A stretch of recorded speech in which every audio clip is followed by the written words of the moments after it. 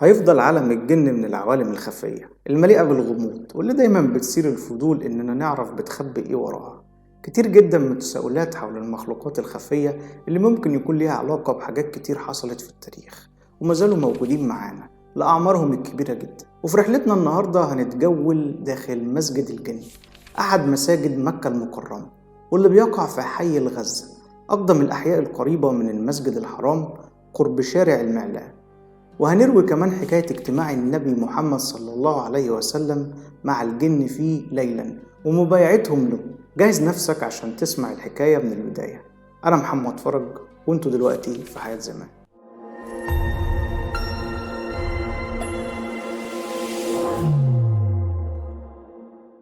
في البداية كده ليه اتسمى بمسجد الجن أو مسجد البيعة؟ عرف المسجد باسم البيعة لأنه روي أن الجن بايعوا الرسول في ذلك الموضع وقرأ على نفر منهم ربعا من القرآن الكريم، ويعرف عند أهل مكة بجامع الحرس. وعندما قرأ النبي آيات من القرآن الكريم بدأ الجن في الاجتماع حوله، والزحام الكبير جدا حتى زحفوا فوق بعضهم البعض للاقتراب منه أكتر والاستماع أكتر إلى آيات الذكر الحكيم. الواقعة دي شهد عليها الصحابي عبد الله بن مسعود رضي الله تعالى عنه، وحيث خط النبي له خطا على الأرض وأمره ألا يتجاوزه حتى يرجع إليه مرة تانية. ثم انطلق النبي صلى الله عليه وسلم إلى الجن وظل يعلمهم الإسلام ويجيب على أسئلتهم حتى الفجر، وفيه أنزلت سورة الجن. طب إمتى اتبنى المسجد؟ اتبنى المسجد في أوائل القرن الثالث الهجري، وزي ما قلنا إن النبي قرأ ربع من القرآن على الجن وفيه نزلت السورة.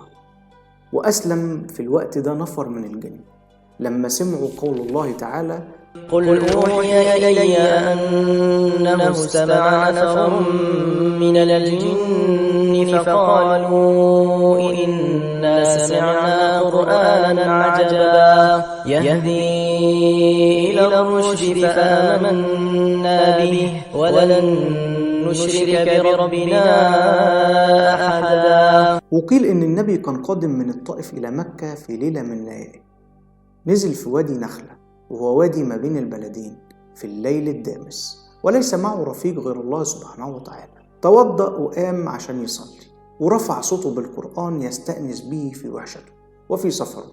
وجاء إلى الوادي جن من اليمن في تلك الليلة حتى ملأوا وادي نخلة يستمعون القرآن، فأخذ النبي يرفع صوته بكلام الله عز وجل: ولو أن قرآنا سيرت به الجبال أو قطعت به الأرض أو كلم به الموتى بل لله الأمر جميعا أفلم ييأس الذين آمنوا أن لو يشاء الله لهدى الناس جميعا ولا يزال الذين كفروا تصيبهم بما صنعوا قارعة أو تحل قريبا من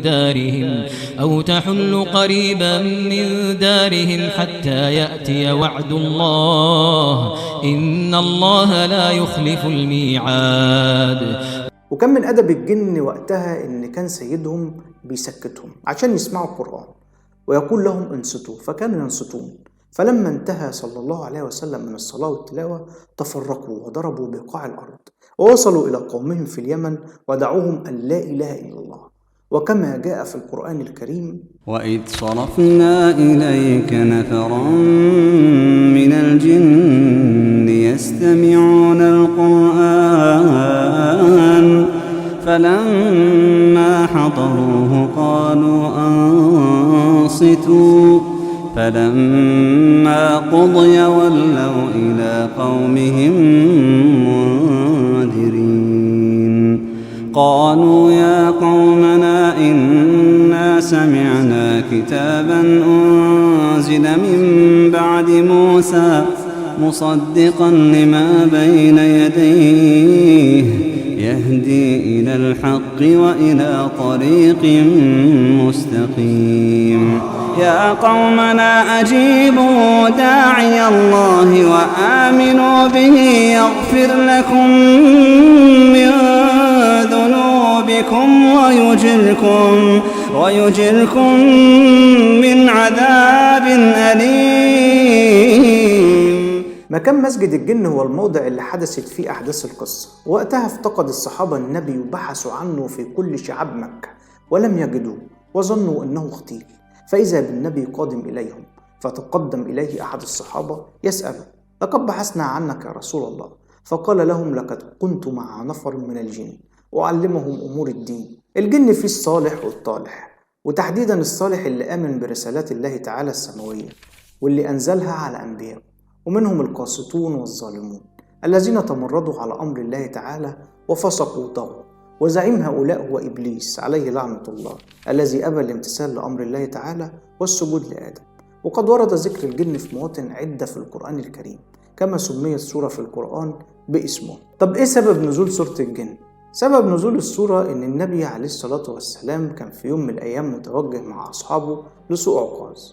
لاحظ الجن إن أمر ما استجد وتغير، فبعد أن كان الجن يسترقون السمع إلى خبر السماء وما يقدره الله تعالى للخلائق من أمور الغيب، أصبح الأمر صعب وشاق جدا، فقد سخر الله تعالى الشهب والنيازك تتربص بالجن اللي بيسترقوا السمع وتقذفهم من كل جانب يأتون منه.